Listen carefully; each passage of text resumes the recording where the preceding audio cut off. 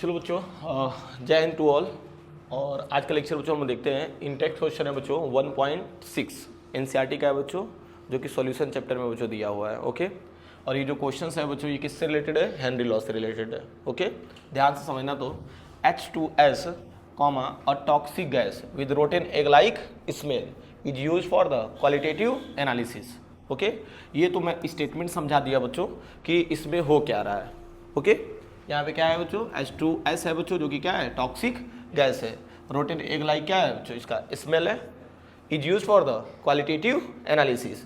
देखो, दो एनालिसिस होता है, एक क्वांटिटेटिव एनालिसिस होता है और एक क्या होता है? क्वालिटेटिव एनालिसिस होता है। समझ पा रहे हो ना? तो क्वांटिटेटिव का मतलब क्या होता है? हाउ मच, और क्वालिटेटिव मतलब होता है हु, यानी कि कौन।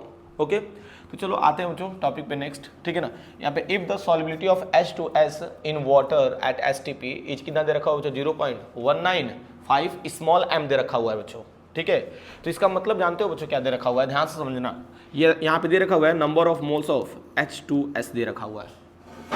ध्यान देना, 0.195 मोलर एक्वस सॉल्यूशन का मीनिंग क्या है? यहाँ पे लिख दे रहा हूँ मैं, 0.195 molar aqueous solution, molar aqueous solution of H2S means moles of H2S,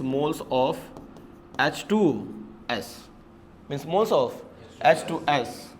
तो इसका मीनिंग क्या है बच्चों? Number of moles of H2S दे रखा हुआ है, तो इसको आप लोग ऐसे भी लिख सकते हो, NH2S equals to number of moles of H2S equals to दे रखा हुआ है 0.195 मोल्स। समझ पा रहे हो कि नहीं बच्चों? मोल लिख लेना, इसका यूनिट हो जाएगा मोल। क्लियर है ना बच्चों? यहाँ तक कोई दिक्कत है?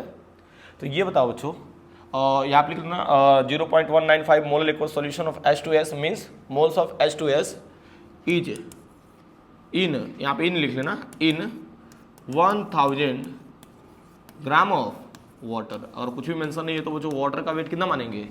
1000 ग्राम मानेंगे। ओके, यानी इतने ग्राम वाटर में क्या किया गया बच्चों? डिजॉल्व किया गया है। इसका मीनिंग क्या? देखो, स्मॉल m का मतलब मोलालिटी भी बच्चों मेजर करते हैं, तो क्या होता है बच्चों? मोल पर kg होता है, तो वही kg को हमने क्या माना है बच्चों? 1000 ग्राम माना है। ओके, तो ध्यान से समझना बच्चों। तो ये बताओ, यहाँ पे लिख सकते हैं ना, weight of H2O, weight of H2O कितना हो जाएगा? 1000 ग्राम हो जाएगा। तो ये बताओ बच्चों, मोलर मास ऑफ H2O क्या निकल जाएगा? 80 निकल जाएगा। तो ये बताओ, number of moles of H2O निकाल देंगे हम लोग, number of moles of H2O। तो बताओ गिवन मास कितना दिया हुआ है? 1000 ग्राम अपन क्या हो जाएगा? 18। और जानते हो बच्चों क्या होता है? ग्राम पर मोल होता है, मालूम है ना? ग्राम पर मोल, तो ग्राम से ग्राम क्या हो जाएगा? कैंसिल हो जाएगा और मोल आपका ऊपर चला जाएगा, तो यानी कि NH2O। इसको डिवाइड करोगे बच्चों तो मिलेगा आपको 55.5 मोल मिल जाएगा। समझ पा रहे हो कि नहीं बच्चों? एंड ये क्या मिल गया आपको? Number of moles of H2O, और यहाँ मिल गया number of moles of H2S। तो क्या कह रहा है हमें? Calculate the Henry law constant, और किस पे निकालना है? एट STP पे निकालना है। तो आप लिखना तो बच्चों, according to Henry law, according to Henry law, according to आपका हो जाएगा बच्चों हेनरी लॉ। तो we know that Henry law क्या होता है बच्चों? P, और ये बताओ कौन सा गैस है? H2S इक्वल्स टू क्या लेना बच्चों? KH हो जाएगा, और इंटू क्या हो जाएगा? काई H2S। समझ में आ रहा है कुशाग्र? आसान है। अच्छा, तो PH2S हो जाएगा इक्वल्स टू KH इंटू क्या हो जाएगा? काई H2S होता है, राइट? तो अब मेरी बात सुनो बच्चों, यहाँ पे एट STP की बात हो रही है ना, तो STP का मतलब क्या समझ रहे हो? 1 बार 1 ATM। ओके, तो बच्चों जानते हो इसके जगह पे, मोस्टली जगह पे आपको ये बार दिया हुआ है 987 बार।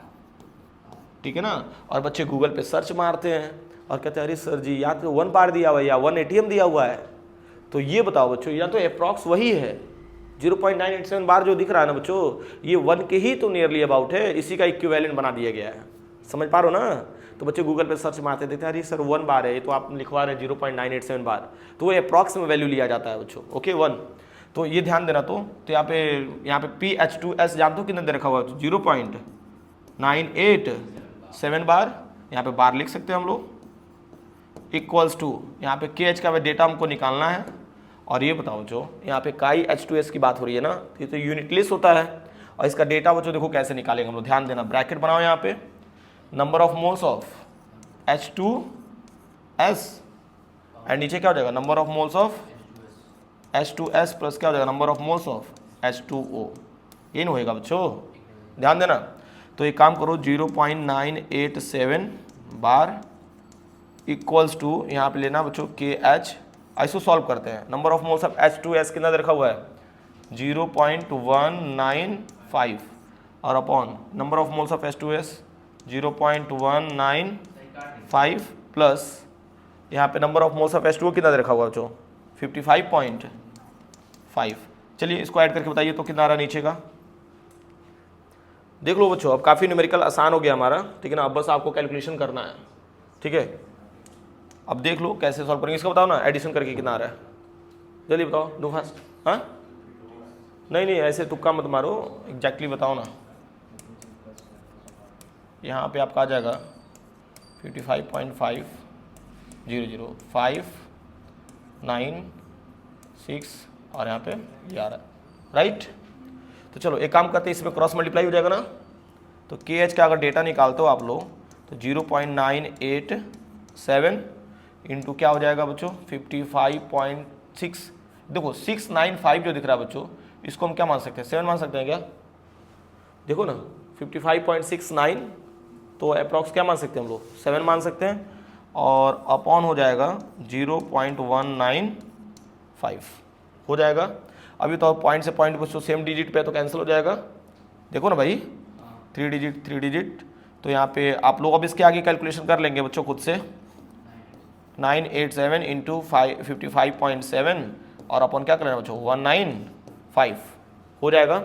ये तो कितने के अप्रॉक्स है 200 के अप्रॉक्स है, और यहाँ कितना है बच्चों 1000 के अप्रॉक्स है। तो ये कितने टाइम्स टेबल जाएगा 5 टाइम्स, तो 5 टाइम्स करेंगे तो इसके नियरली अबाउट बच्चों हो जाएगा, है कि नहीं।